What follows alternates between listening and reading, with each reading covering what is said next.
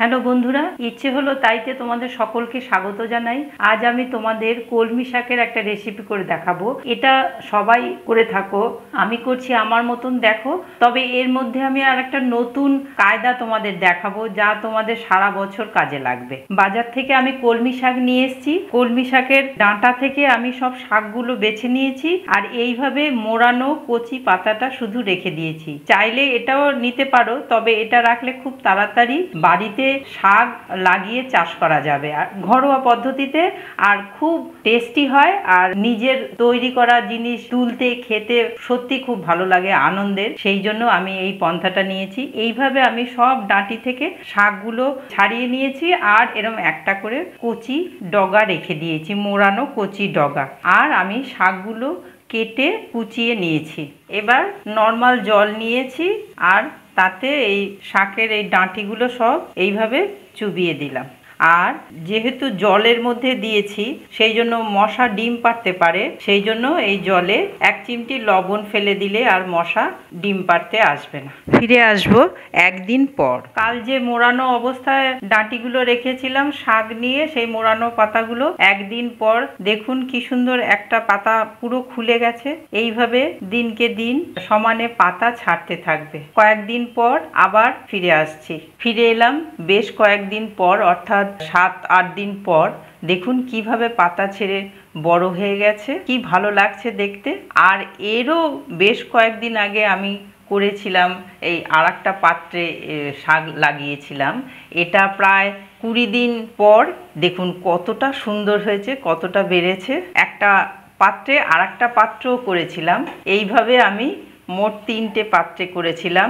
যার বাড়িতে যেভাবে ব্যবস্থা আছে সেইভাবে করবেন, তা দেখবেন কি আনন্দ লাগে নিজের হাতে তৈরি করা এই রকম শাক। যাদের বাড়িতে জায়গা নেই, ছোট্ট জায়গায় সুন্দর মনের বাসনা পূর্ণ করা যায়। তাই এইভাবে করে দেখবেন। এইবার এই যে শাকটা পরিপূর্ণ হয়ে গেছে, এবার এখান থেকে এইভাবে ডগা কেটেও নিতে পারেন, আবার পাতা ছিঁড়েও নিতে পারেন। এগুলো মরবে না, আবার তৈরি হয়ে যাবে বেশ কয়েকদিন পর। তা আমি এইভাবে ডগা কেটে আবার শাক রান্না করব।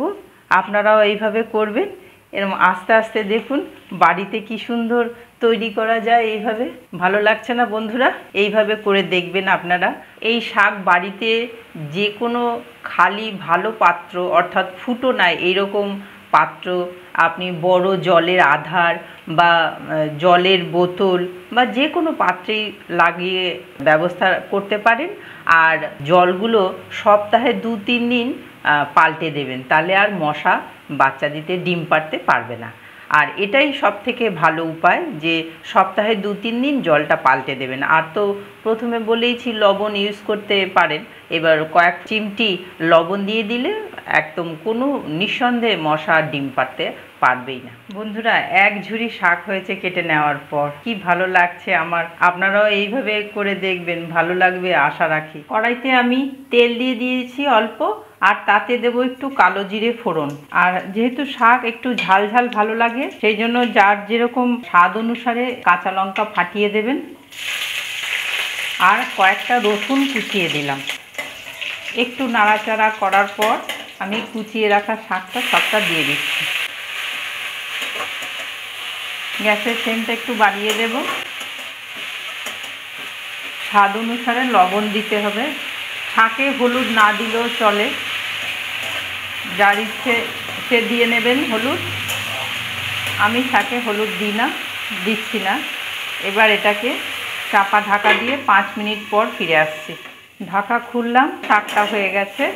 এবার আমি একটা পাত্রে ঢেলে নেব। কলমি শাক ভাজা হয়ে গেছে। এইভাবে কলমি শাক করে খেয়ে দেখবেন, সত্যি বলছি, কথা দিলাম খুব ভালো লাগবে। গরম ভাতের সাথে প্রথম পাতে খেতে সত্যি উপাদেয় একটা খাবার। কলমি শাকের তো ভিটামিন গুণাগুণ কি আছে সবাই আপনারা জানেন, নতুন করে বলবার নয়। সাথে থাকবেন, গোটা ভিডিওটা সঙ্গে থেকে দেখলেন বলে আপনাদের অশেষ ধন্যবাদ জানাই। এইভাবেই আমার সাথে থাকবেন, আমার লাইক কমেন্ট দিয়ে আমায় বাধিত করবেন, আমার চ্যানেলটা এগিয়ে নিয়ে যেতে সাহায্য করবেন। করবেন। যারা কমেন্ট দিতে পছন্দ করেন তারা তো কমেন্ট দেবেনই, আর যারা সাবস্ক্রাইব করেননি তারা সাবস্ক্রাইব করে সাথে থাকবেন।